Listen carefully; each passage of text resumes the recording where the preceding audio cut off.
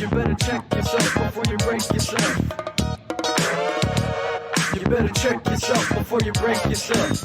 To those that I have hurt in the past, I'm very sorry I played that role in your journey. And although I have apologized to those people individually, I felt like I needed to say it on here because I am retelling the story. Today's episode was a hard episode for me to record, and it was hard to put my thoughts into words in a way where I could share some of my story without disrespecting others in my life. Everyone that has had a role in me becoming who I am today is someone that I love dearly, and I will never speak bad or negatively about any of them. I want to always maintain my honesty with all of you, and their role in my journey is not my story to tell. The purpose of this is not to allow yourself to hold back, even if you are uncomfortable, inconvenienced, and doubtful. Dare to dream like a little kid before they knew pain and started accepting the judgment from an imperfect world. I hope y'all enjoy this all over the place episode. Hey, what's up, you guys? Welcome back to Check Yourself with Harley. Thank you for being here with me today. And I pray that today has been a good day for you. Even if it wasn't, that it'll turn around. Today's episode is about self-doubt and how it can hold us back. And I thought this would be a good time for me to tell you guys my story, a little bit of it, a compact version of it. The reason why I wanted to do this is because I've been struggling with self-doubt. I realized how many times I have held myself back in life because I doubt myself. I don't have the faith to do what I am meant to do. I have a life coach, mentor, friend who I love so much, and she has a podcast. It's the Bella Grace podcast. I'll link it below on YouTube, so you should check her out. She's really great. She had an episode where she was talking about your purpose, how a lot of times our purpose are related to like our childhood dreams. That was kind of when I was working on my podcasting, and I thought it was crazy how when I was little, I've always loved helping people. I've had all of these qualities when I was a little kid that were actually really great, but you grow up and you kind of like lose your innocence. Life doesn't seem easy, and then you start worrying about like grown-up things, and those dreams are gone because you tell yourself you'll never be able to accomplish that. I'll never be a singer, or I'll never be an actress, I'll never be president, I'll never be a lawyer, and those things kind of go away as you get older. And I think life experiences and things that we go through make us also become doubtful of what we are capable of. I started to tell myself that I wasn't qualified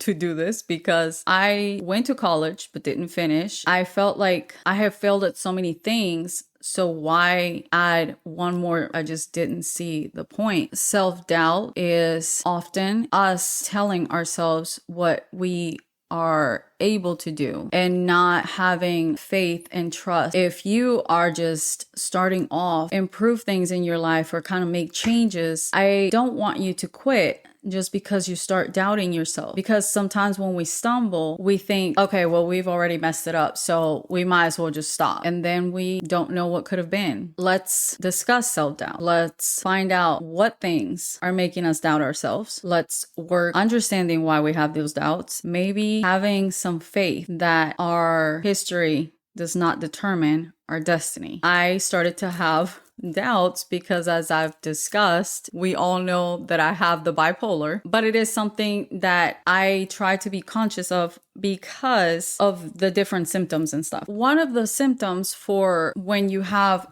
mania in bipolar, and it's the mania and it's the depression. So it's like two different spectrums. I'm not a doctor, so I'm not gonna go into full detail, but that's what you live with. You either are super high or you're super low, but there's different extremes. I've personally never experienced a grandiosity extreme, which is basically you feel like you're bigger than life or you're like God, or it's all kinds of like different things. But this is something I have prayed over. I wanted guidance. I have not ever taken guidance from anyone in my life. Now I go to the person I trust the most in this world, which is God. I pray for pretty much anything that I need help with. I wanted to help others. I have tried to go to school for being a police officer. I have tried to go to school for counseling, like to be a counselor, to be a social worker, and just anything to help people. I truly, honestly have always had a lot of love for people, especially people who go through things in life. I prayed on it. I asked God to use me in whichever way he thought would be best. So when I started to have doubts about myself, I started to wonder, oh my gosh, am I like going through a manic episode and I just think I'm like this super helpful person and, God's telling me to do this thing or, whatever. I check myself and make sure that I do everything for the right reasons and not for like self-serving reasons, but for reasons other than myself, outside myself. So with this, it was kind of the same thing. Trigger warning, I will be discussing suicide on this episode. So if that's something you struggle with or don't really want to hear about, then totally understand. I really appreciate y'all listening up to this point. I love you. You won't hurt my feelings if you click off. Years ago, I had a person that I thought was my friend. I remember I was talking to them about something I was going through. They said to me, you're a very negative person. I don't want that in my life because I'm in this point in my life. I respected that. And I don't fault this person for saying this. And those were their boundaries. I have to respect and understand that. But it did something in me. And it was one of those things that kind of stuck with me. I actually never told anyone what I dealt with ever again. Not even the people that have been closest to me. I had a friend that I've known for 12 years and she did not know the extent of what I was going through until my engagement party a couple years ago. And I had a lot of celebration drinks and I was opening up to her. That was one of the first times I discussed it with anyone ever again. I will tell you that isolation, whether you have mental illness or have trauma or you're dealing with anything in your life, it's probably the worst thing you can do to yourself is isolate, because then you're just carrying that around all alone. There's no one there to help you lighten the load. And sometimes we close off to even people who are willing to carry that load with us. The reason why I want to tell you my story is because I want you to understand where I am coming from and why I wanted to do this and why now I don't doubt myself in doing this. I was raised by a single mom. We came here when I was 10. We came from Colombia. Well, I guess back a little bit. Back in Colombia, my dad left when I was 2. My mom raised me and she brought me here. She got married. Since I was a little kid, I had always wanted a dad because everyone else had one, so I wanted one too. We came here. Unfortunately, that marriage did not work for my mom. And so it was me and her again, just us. She eventually met somebody who I really learned to love as a dad. That was probably the closest thing I had to a father figure. Unfortunately, that person did very bad things, hurt my family a lot. I think I was a freshman in high school when this happened. It was a big thing, police, SWAT, all of the stuff. It was really known that I had gone through this, like at school. And that's when my mental health started to like really deteriorate. By the time I was 15, I attempted suicide for the first time. Of course, back then I wasn't diagnosed anything because it's really hard to diagnose bipolar disorder. Now I was getting older, so I thought, okay, well, if I'm not going to have dad, which I had accepted at this point, I figured I would find this love that I was looking for through a man. And I thought the way to do that would be to be physical with a man. So that's what I did. And I started being sexually active at 15. It was in a very reckless way. It wasn't because I cared about someone. It was just because I was looking for someone. And that shaped the way that I look at physical contact, which sucks. I moved out of my house and I thought I was grown. That did not work out very well. I pretty much kept looking for that love, but it was like I wanted it, but I was scared of it too. I ended up getting pregnant. So at this point, I have 4 very small kids. I am very young. I think I was 25. I am a single mom and I am just working all the time and I'm stressed, frustrated. And instead of focusing on my kids, I'm still trying to focus on filling this void that I carry. And I keep thinking it's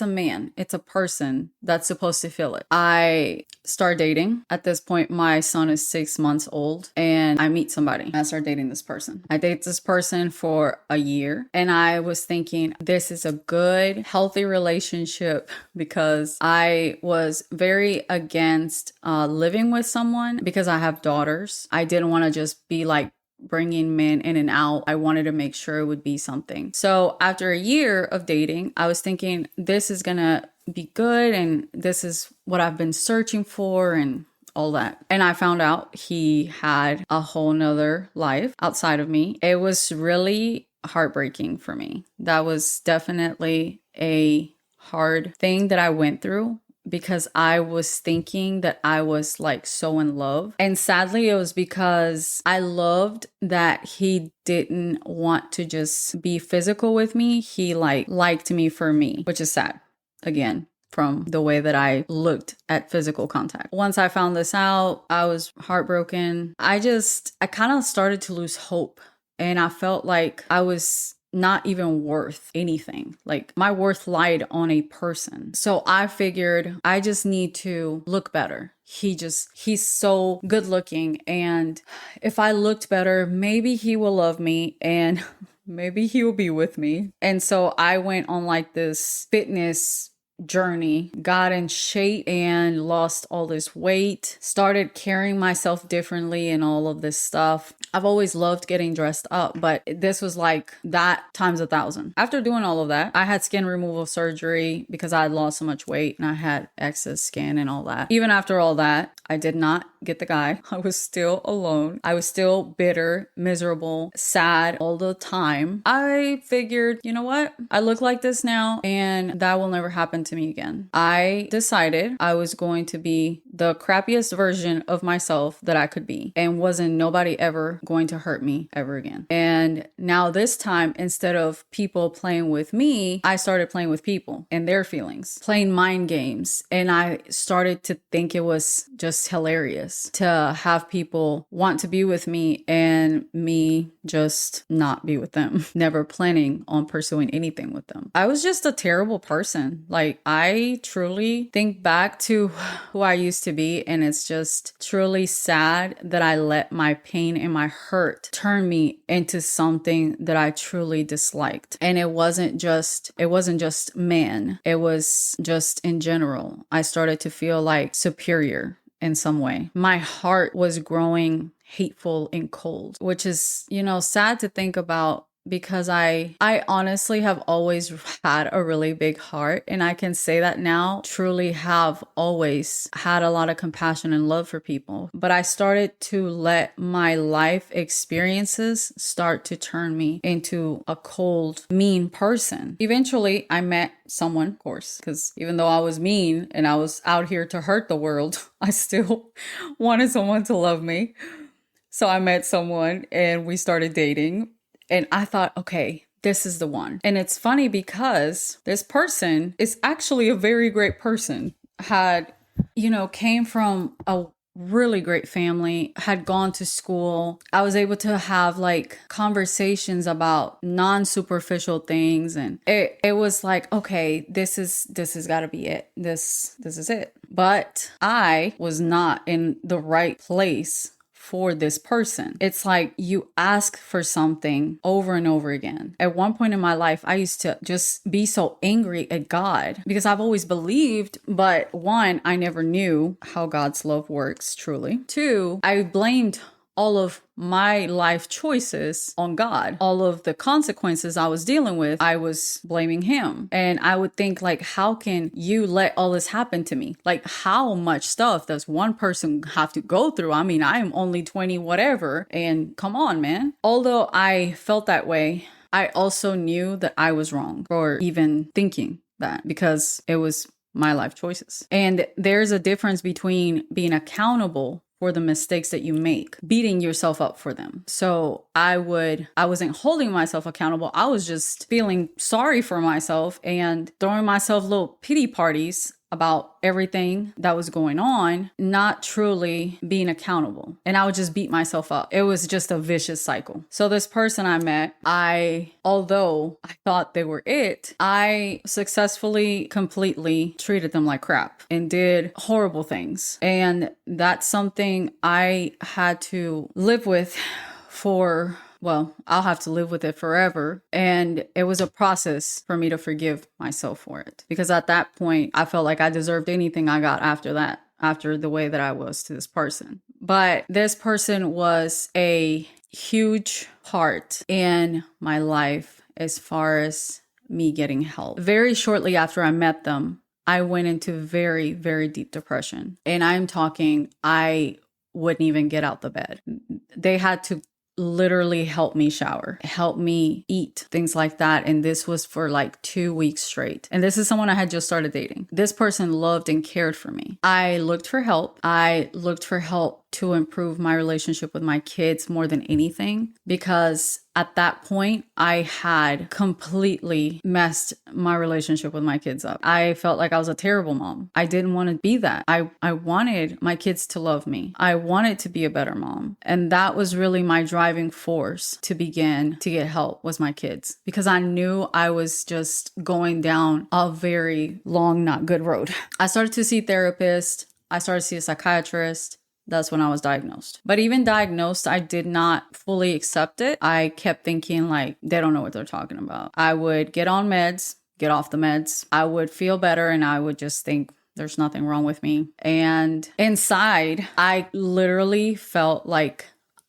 I wanted to die. I would pray at night to die, to not wake up. And when I would wake up, I would just feel like, again, that was my thought. And I just felt tired. I tried to improve who I was for the person I was with. It became so exhausting. I felt like I was trying to be someone else for somebody else. I didn't want to do it. It was too hard. And it was easier for me to just be the piece of crap that I had become. So I went back to my old ways and decided I was better off alone, because that's what I was comfortable with. I had done it for years. So I just rather be alone. And then I met somebody. This was truly, you know how they always say, when you're not looking, you'll find the person or whatever. I truly was not looking. I was wanting to date, and I was wanting to go back to that fun, and that's fun, quote unquote, life of being single and like partying and meeting different people and dating. I went on one date with this person. It was extremely different from anything I had ever been on. I thought that they didn't like me because they respected me, which is sad, but true. They respected me enough to, at the end of the movie, they took me to my car, gave me a hug, and we went our separate ways. I continued to date this person. I eventually ended up with this person, and I realized how miserable I was still on the inside. It was then that I realized that this void that I kept trying to fill with other people, it was never going to be filled by them, because it wasn't anything to do with people, and it was everything to do with me. I don't believe that you can't love someone if you don't love yourself, but you definitely cannot accept love if you don't love yourself. I kept thinking at the time that I am supposed to be the happiest, like I'm engaged, I'm gonna get married. I have dreamed of getting married my whole life. At the time I'm planning my wedding, I'm literally wanting to die. I want it to be over. So I canceled my wedding. For years, I have thought it's my mom's fault I canceled my wedding. It's this person's fault. It's that person's fault. I blamed it on everyone else except the fact that I was literally a miserable person on the inside. My husband and I, decided that we wanted to have a baby. And so we got pregnant. I lost my daughter. That pregnancy was very hard on us. So we decided we were going to wait. We waited a while. I was going to counseling and I had stopped once I lost my daughter. I got pregnant again. So I went back to counseling because at this point, I am literally just dreading waking up. It's not even like it's like I am literally just distraught that I just woke up again. So I go to counseling and I met my angel in life. I owe this woman so much. I have told her thank you, but I don't think she'll ever know the impact she made in my life for the rest of my life. So I would go and I would talk to her because I couldn't be on medication because I was pregnant. And I'd never had a counselor help me, a therapist help me the way she did. And I knew there was something different, but I just didn't understand what it was. And she had like real care and real compassion for me. She loved me. Like I could feel that she loved me. So as I was getting near the end of my pregnancy, I was scared because I already knew that I wasn't well still. My daughter was kind of like my safety net. I was carrying her, but really she was carrying us because I knew I wouldn't do something to myself as long as my child was depending on me. And it's not because I don't love my other kids, because I love all my kids, but it's because I had thought so poorly of myself that I thought that my kids didn't need me. I thought they have dads, they will be fine, and they don't need me. And my daughter, she has her dad. She's not going to need me either. Nobody needs me. Like the world is better off with me not being here. And again, it's back to that feeling like a burden. Feeling like the sadness in someone's life. And these are people that you love. I used to always say no one understands. I never tried to explain. They only understood as much as they saw, but nobody knew the extent of the pain that I was carrying. I had my daughter. I had this overwhelming feeling that I wasn't going to make it past the year. I started to really feel like it was over. I just couldn't do it anymore. I knew I wasn't going to be able to do it anymore. So I knew it was the end. And I wasn't going to be able to do it anymore. I attempted suicide twice in 1 week. The week before, my therapist had read me this book. It's a book that I keep up here, and the name of the book is You Are Special. It's by Max Lucado. He has other books, like a whole series. And it's a kid's book, but it talks about love and it talks about how you're seen through the eyes of God. Now, it doesn't say God on the book,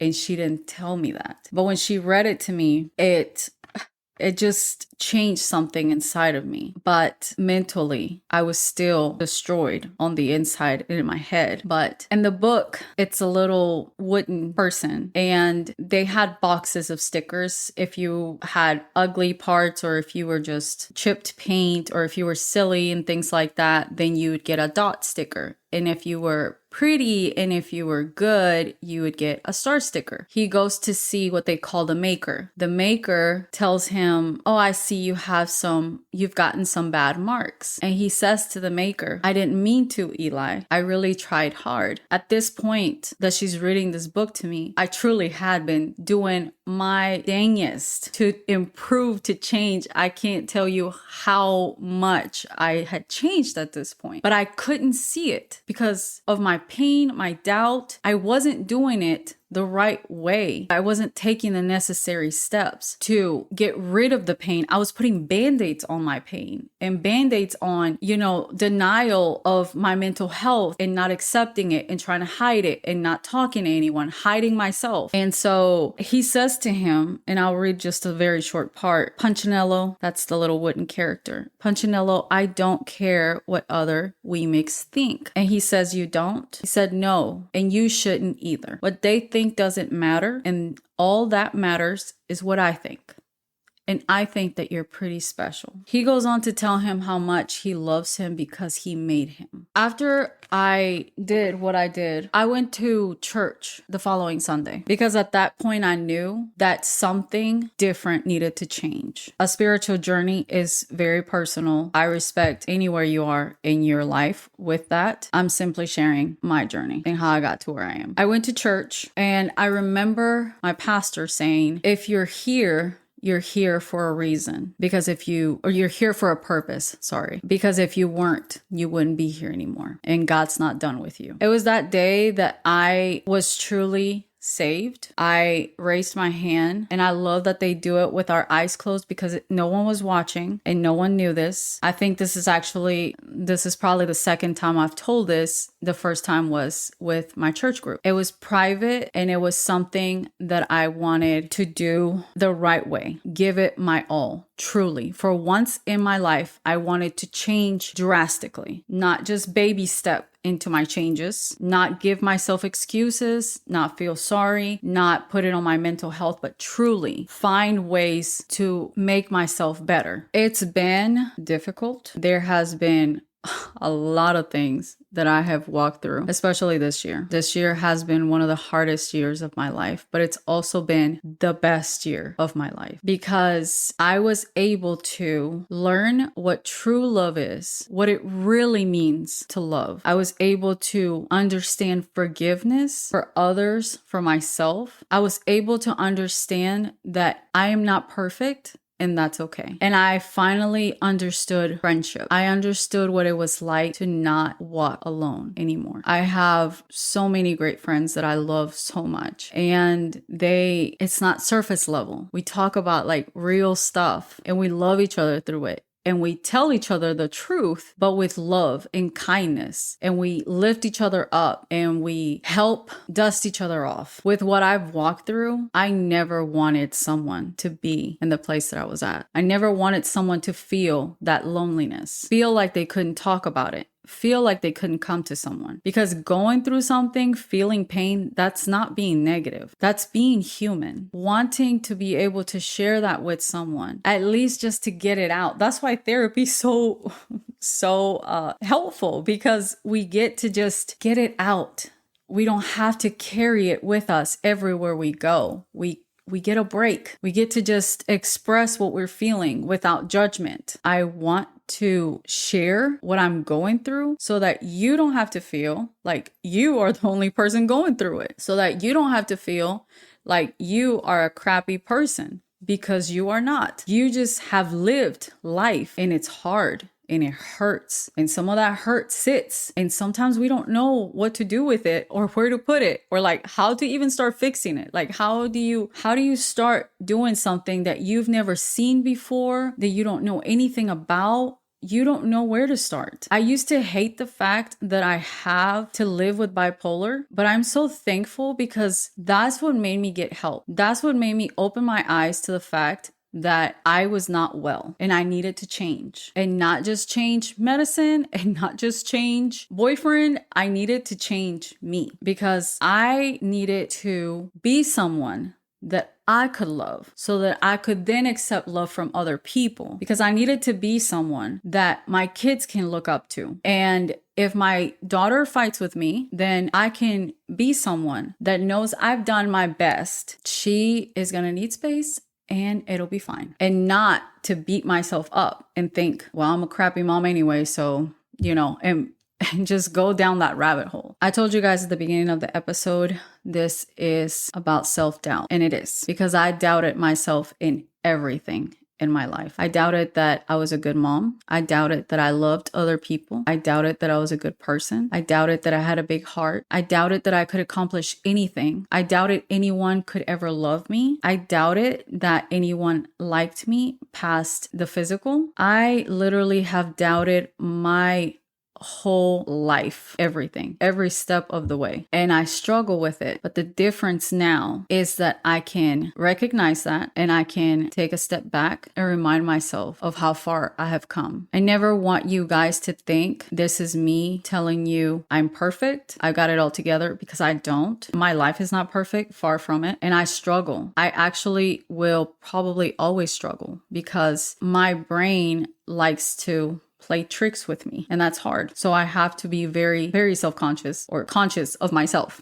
not self-conscious. The message I want you to take away from this today is, 1, stop doubting yourself, because you're holding yourself back. And that's from improving in your life, improving in your relationships, improving with your career, because there's a promotion. But you think, I didn't get it last time, or I am not as knowledgeable as I think I am. And that's doubt. I don't want to take a chance on this new job because what if this XYZ happens? I don't want to take a chance on going to school for a different career because maybe this will happen. You're doubting yourself. You're not giving yourself a chance to prove yourself wrong. The second point I want you to take away is that you aren't alone. And now that wasn't part of what the episode is, but you don't have to be alone. I hope that me sharing my story, my life, will help you have faith in your story and in your own life and let you see that you aren't alone. The things that you think about, the things that you wonder, the questions you ask yourself, you aren't alone in them. A lot of us ask ourselves different questions, but we're also afraid to show someone else that maybe we're not perfect,